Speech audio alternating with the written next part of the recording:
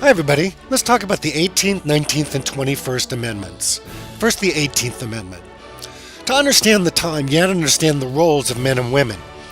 Men usually worked outside of the home in business, and women, well, they stayed home and took care of the house, the children, the laundry, but probably most important, they had the husband's dinner on the table when they got home. This was good for a while, and women accepted this role, but men got bored, and they used to go out and drink after work, and many men came home drunk.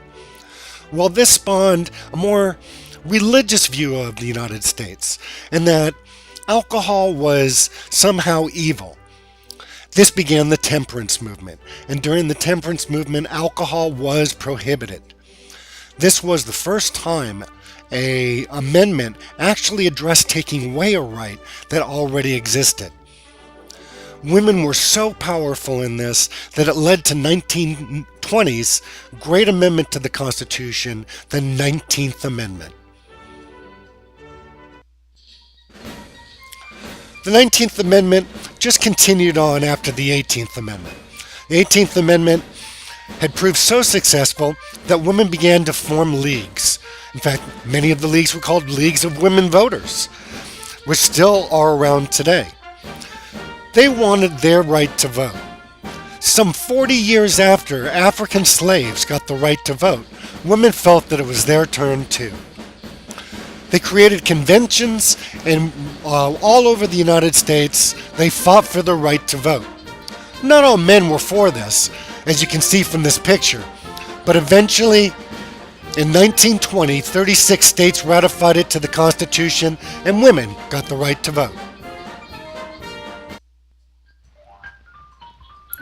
Well, to understand how Prohibition was ended, you have to understand that it never worked in the first place. You had flappers, you had illegal crime, all supplying alcohol to the speakeasies. But then, in 1929, the Great Depression hit. And alcohol and organized crime were just not plentiful enough. They petitioned the president to finally end prohibition so that people could cheer up a little bit while they were out of work. At first, it was just beer and wine, but eventually hard liquor was allowed as well. This helped us to get through the Depression a little bit, but probably didn't help as much as World War II. They used to tell me I was building a dream with peace and glory ahead.